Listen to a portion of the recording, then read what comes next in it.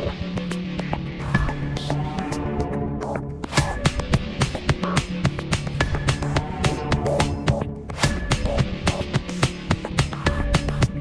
is the Warmaster. The Warmaster is here. Hey YouTube land, Tychonders here doing another action figure review, and today it is something that I literally just received and I've been stoked to get, and I was completely unexpecting the size of this figure. So if you're wondering what this big honking big box in front of the screen is, this is the Joytoy Warhammer Horus Heresy. So it's technically still Warhammer 40,000, but it's actually Warhammer 30,000 because it's the precursor to 40,000. And this is the Horus Heresy, son of Horus, Warmaster Horus, Primarch of the 16th Legion. And he is basically the big bad of the Horus Heresy story arc. He is the guy, well, spoiler alert, but if you're familiar with the setting, he's the guy that takes on the Emperor, and well, you have to read the stories to find out how that works out for him. So this honking great big box, I'm going to do measuring on the box. Normally I don't, but because this thing is a foot square, I believe. So it is 12 inches in width, 12 inches in height, and in depth it is about 4 inches. So it is quite a big honking great big box. It is different to the normal standard boxes. On the back of the box you have an image of what you get in the box and a couple of pictures of Horus himself. The box is held together with two pieces of tape, and when you do get this thing opened up, I'm going to open this up because normally I generally don't do the inserts for the boxes, but because this guy is such a special, he's one of the Primarchs after all. If you're not familiar with who the Primarchs are, basically every Space Marine Legion has a Primarch. Basically their founding leader, who the gene seed that creates the Space Marine is taken from or lifted from, and this is Horus's. So you actually get a foam lined tray. Now he's very sparse on accessories. He comes with two swappable hands, a weapon which is here, this honking great big mace, which you will see in a minute. The rest of them is all attached, and for some reason they gave you this base. This base is pretty much pointless, and you'll see why in a minute. So that is it for the box. The box is very nice. As I squeeze the thing back together and makes farting sounds. It is a very nicely laid out box. Pretty much the same standard across the board for the Joytoy 40k line. You have the white banner on one side, and then you just have the logos for which particular kind of, not faction, but which particular era it's from, because the 40,000 ones have 40,000 on them. This is the Horus Heresy, so this is the Warhammer 30,000 technically, and then you have officially licensed by Games Workshop and all that kind of jazz.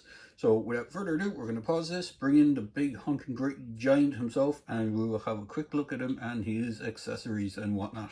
And here he is, the man, the myth, the legend. It is Horus from the Horus Heresy. I don't know if he actually has a last name. I believe there is some mention of a last name in probably the lore for him, but he is a honking great big figure. As I said, he does come with the weapon, which is this huge mace that is nearly the exact height of him. And if you were to be hit with this thing, you would probably be sent into the stratosphere, because it is massive. So from the tape measure point of view, he stands nearly 10 inches in height, just a little hair underneath. To his head, he is 8.5, thereabouts. But because of his armor and all the extra trimmings he has, he stands higher. And then with his mace in kind of a neutral position, I would imagine that brings it up to nearly a foot, or at least 11 inches in height. He's quite a wide, chunky figure as well. He's nearly, with his cloak, because the way it billows out, you're looking at least nearly 9 inches. So he will take up some valuable shelf space if you have him. In fact, if you have any of the Primarchs, you're going to need to probably build a second apartment or have another house just to store them all. So we'll get a size comparison out of the way, because it is Horus. Here is one of the Sons of Horus Space Marines, and as you can see, Horus is in, I believe he's Terminator armor or Terminator armor equivalent. I can't remember what the armor set he's in, but it is basically Terminator armor. And I'm sure someone will probably correct me in the comments below, but I believe it is a early form of Terminator armor in some respects. And you can see this is a basic power armored Space Marine. He is the Mark 6 Marine with the beaky head. He's the only Horus Heresy figure I have other than Horus himself, and he's the only Son of Horus figure I have as well. I do want to pick up some of the Ultramarines from this particular line, the 30,000 line, because they look really cool, and Ultramarines were my go-to. I have a squad of beaky old RTB-01, if you know what that is. Props to you. RTB-01 is the original old plastic Space Marine kit from way back in the day. I picked them up. I didn't buy them brand new. I picked them up secondhand, but I have a squad of them for my... In fact, I have 2 squads of them. I have 2 squads of 10. One squad was given to my Ultramarine army, and the other squad was given to Black Templars. So that is it out of the way for him. His accessories come fairly light. So he does come with this closed punching fist hand defaulted in the box. His other hand is this grasping, outstretched, snarly hand. And then he comes with the grip hand, which I have to swap out for the mace. Again, as I said, he comes with this base. I haven't even taken it out of the packet. I'll take it out of the packet there. It's a clear plastic base. It comes with pretty much all the Space Marines, or all the figures. They've been backing these bases in it. But because of the size of Horus, he does have peg holes. He could get away with using it, but look, just look how much of the foot coverage it covers. Pretty much nothing, so it doesn't really give too much stabilization to him. That said, we'll go through his articulation as best I can, because he's pretty much just out of the box, so I don't want to break anything. So his arms can move up and down. They can move forward and back. There is a double jointed elbow on these things, but the range of movement will differ depending on areas. There is a bicep swivel, which is hidden by the armor plating. He does have a lot of chunky stuff that's designed to be more kind of pliable and move out of the way the more you move him around. His arm is on a swivel. It's basically a giant ball peg, or his hand is on a ball peg. On this hand, he doesn't have the gauntlet swivel, but he does have a gauntlet swivel for where the hand meets the lightning claw. I can't remember. I know it has a specific name. I think it's like the Hand of Horus or something it's called, because it is, again, if you're familiar with the Warhammer 40,000 universe, you will know that this is the lightning claw that Abaddon takes off Horus and basically uses it for himself. So it is pretty much the same thing. They are doing an Abaddon figure, but I think it's his Horus Heresy version, so he doesn't have this. But I do hope they might do the Black Legion version from the kind of current edition. I hope they do one of those somewhere down the line. He is adorned with this giant, I would like to say wolf pelt, but it doesn't quite look like a wolf. Again, the precursor for these guys, they became black, or they didn't become Black Legion until Horus was out of the picture. But they started off as Sons of, or I think they started off as Lunar Wolves. Then they became Sons of Horus. And then as progression, they became under the rule of Abaddon. But he has a lot of kind of movable bits that are kind of designed to move out of the way. As I said, his legs can kick forward. He does have a double jointed knee, but you're not going to get too much movement on it because this armor is just really big and bulky. You have a rocker ankle and a toe articulation, and you can do the splits that much.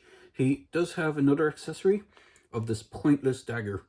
At least technically it's a dagger for him, if you were really going to be pedantic about it. Technically for him this is a dagger, but this is a 1/18 scale-ish kind of standard human of what this guy should be. This is basically a average. I think there maybe is a slight bit discrepancy, maybe about that height, but the average human compared to these guys is this, because this is 1/18, this is 1/18 scale. So, and like, as I said, this is a dagger for him. This is a fucking sword for this guy. Not even a sword, it's like the size of a claymore. You need to wield this two-handed if you're an average human. Not even a Jedi here like Obi-Wan. General Kenobi would be able to wield this thing. I mean, it just shows how absolutely massive this guy is. His lightning claw is one of the coolest parts of him. Now, as I said, it does have a swivel just here where it connects to the gauntlet. His gauntlet has the same articulation, so he has the forward and back of the arms and stuff, so you can move it around. His claw has individual moving fingers, which is really, really cool. So if you wanted to kind of close his claw all the way up, you can do it. Now the main body of them are on ball pegs, but if you wanted them to kind of be doing a get over here kind of thing, you can do that. His head is on a ball joint. I believe it is really hard to move and position. I will say that, because he has a plethora of piping and stuff that just jams into his head. So you're not really going to get the most out of it. I mean, you could probably turn it side to side just about. I don't want to move it too much in case I snap one of those pipes, because they're only a rubbery material. And if you're familiar with stuff like the NECA Predators, where the plasma caster has like that little plastic pipe or little rubbery pipe on the side of it, they tend to snap quite easily, so I don't want the same thing happening to this. So these are on, as I said, ball peg down here, and then just hinges for the claw part itself. So if you wanted to, and so you could have him flipping the bird. He has these very rubbery ammo feeds for his twin-linked, well, it's technically a storm bolter, it's a twin-link bolter, but it is essentially, it is storm bolter, or I think the chaos ones are combi bolters, but his claw thing is one of the best parts about him. I'm just gonna try and get it into more kind of neutral. I'm gonna bring it closer so you can see how detailed it is. I mean, he is incredibly detailed all around. He has that holster. He has skulls all around him. Now, I don't know if these are supposed to be average human head skulls, because if we're bringing Obi-Wan, you could argue that they're almost human size. So, you know, he has a bit of a trophy rack going on. Even on his back, if we're flipping around, you can see his cloak that has that Eye of Horus symbol, which is his faction symbol. Even his shoulder pad has that on it. You can see he has more trophies on his back. This poor sod must have done something incredibly hard to him, because he not only is his mouth kind of gagged, he has his eyes sewn shut, and the rest of them are all kind of like just more skulls and just decomposing heads. So, you know, there's even one hiding underneath this with a mark, the actual mark of the chapter on it, for whatever reason. So it is quite adorned with skulls and everything, but he is a massive beast. He does have torso articulation as well. I don't think he has anything in the waist. I don't want to stress the waist in case it does something it's not supposed to. I think it's mostly up here in the ab crunch is where you're getting the articulation points. But he is a fairly heavy, chunky beast of a figure. And again, you probably won't need a stand for this guy, so because he's not too top heavy or back heavy, and he tends to stand quite nicely. But again, as I said, he has this massive mace that is pretty much nearly the same size as him. Again, we'll bring in Obi-Wan. I mean, like, if you're being hit by that thing, you're going flying. No matter where you are. Unless you're another guy the size of Horus, which some of the other Primarchs were. And I think, I could be wrong, but I think he's actually one of the smaller of some of the Primarchs. Because there's Magnus the Red, which is the Thousand Suns guy. I think he's bigger. And I think Angorn, which is the World Eater's Primarch, and he has a demon form. They're bringing him out soon, and he has like wings on him, which I believe would like make him like that big compared out of the like off the back. So he's going to be a lot bigger for taking up shelf space. I wonder. I don't know when he's due for release. I think he might be released in a while, but I'm wondering if they have his wings attachable and detachable just for storage, because it would make sense to have it something along those lines. But all in all, this guy is huge and big. I don't have the Robert Gilman. Is it Robert Gilman, whichever way you want to pronounce it. The guy who is the Primarch of the Ultramarines. They've also done, did they do Sanguinius, which is the Blood Angels guy? They've done a few of them. There's Lehman Russ. There is the Leon Johnson, the Dark Angels one.